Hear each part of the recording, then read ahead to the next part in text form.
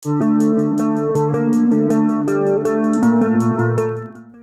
बात करने जा रहे हैं लीबिया के एक ऐसे तानाशाह की जिसकी सनक और क्रूरता के साथ साथ उसकी अय्याशियां भी सुर्खियां बनी।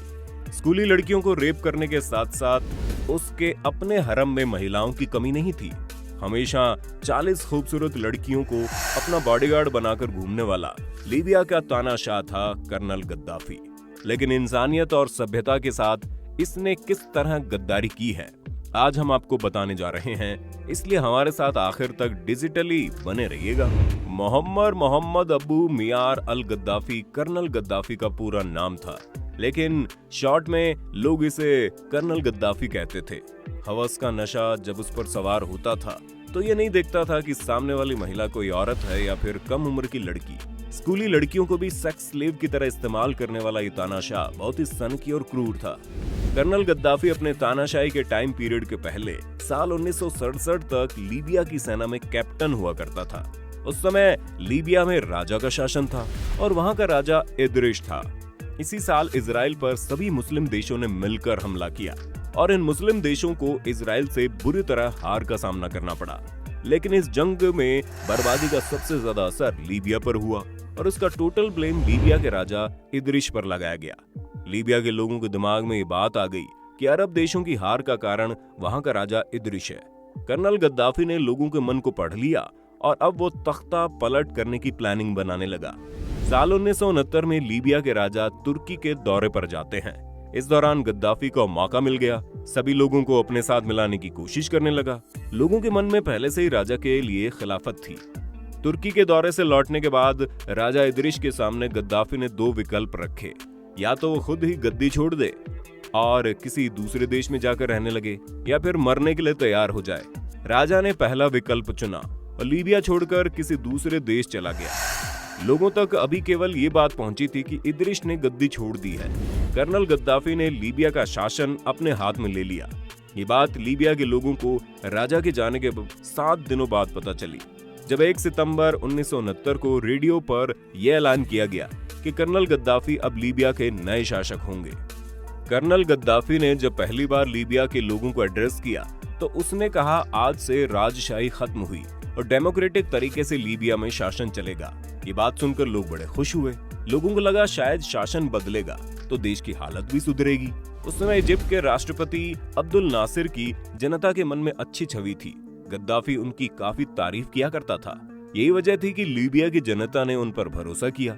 जनता के भरोसे पर कंक्रीट की मजबूती वाला काम कर्नल गद्दाफी की लाइफस्टाइल ने कर दिया। राजा होने के बाद भी वो आम इंसान की तरह रहता था, लेकिन उसने समझ लिया कि लीबिया की इकोनॉमी बहुत खराब है। वहां के राजा ने फॉरेन कंपनियों को लीबिया के तेल रिसोर्सेज को यूज करने की परमिशन दे रखी थी, लेकिन कर्नल गद्दाफी ने इन परमिशन में कुछ अपनी टर्म और कंडीशन लगा दी, जिससे लीबिया की इकोनॉमी को काफी फायदा होने वाला था। मजबूरी में ही सही, पर इन तेल कंपनियों ने गद्दाफी के नियमों को मान लिया। धीरे धीरे लीबिया की इकोनॉमी ग्रो करने लगी। गद्दाफी की लाइफस्टाइल भी बदलने लगी। वो और अमीर होता चला गया। आगे चलकर तेल को लेकर दूसरे अरब देशों ने भी लीबिया के नियमों को अपना लिया और कर्नल गद्दाफी की इस क्षेत्र में काफी इज्जत होने लगी। अगर आपको यहाँ तक सब ऑल इज वेल लग रहा है तो आगे जो हुआ उसने लीबिया के लोगों को मुसीबत में डाल दिया। पैसा और पावर के साथ साथ पब्लिक सपोर्ट पाकर कर्नल गद्दाफी का मन अनकंट्रोल होता चला गया। कर्नल गद्दाफी स्कूलों में जाने लगा, जहां उसके साथ उसके सिक्योरिटी गार्ड भी जाते थे। जो लड़की उसे पसंद आती थी वो उसके सिर पर हाथ रख देता था। गार्ड समझ जाते थे कि गद्दाफी को लड़की पसंद आ गई है। उस लड़की को उसी समय उठा लिया जाता था और उसे कर्नल गद्दाफी के बिस्तर तक पहुंचा दिया जाता था। गद्दाफी के हरम में हर रोज स्कूली लड़कियों को लाया जाता था, जहां उसकी एक असिस्टेंट मुबारका नाम की महिला थी। ये लड़कियों को गद्दाफी के बिस्तर तक जाने से पहले सजाने, संवारने और मनाने का काम किया करती थी। वो लड़कियों को ब्लू फिल्में दिखाया करती थी ताकि वो एक्साइटेड हो जाए और गद्दाफी का साथ दे। जो लड़की ऐसा करने से मना करती उसे टॉर्चर किया जाता। गद्दाफी के हरम में आने वाली लड़कियां जिंदगी भर के लिए उसकी गुलाम हो जाती थी। गद्दाफी काफी मात्रा में सेक्सुअल एक्साइटमेंट बढ़ाने वाली दवाइयां खाता था।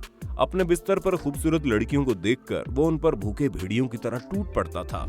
महिलाओं की खूबसूरती और सेक्स का नशा उसके दिमाग पर इस कदर सवार था कि वो अपने चारों तरफ सिक्योरिटी गार्ड के तौर पर भी खूबसूरत लड़कियों को रखता। वो हमेशा 40 खूबसूरत सिक्योरिटी गार्ड से घिरा रहता इन लड़कियों का कर्नल गद्दाफी की सिक्योरिटी ग्रुप में शामिल होने से पहले वर्जिनिटी कंफर्मेशन भी किया जाता था।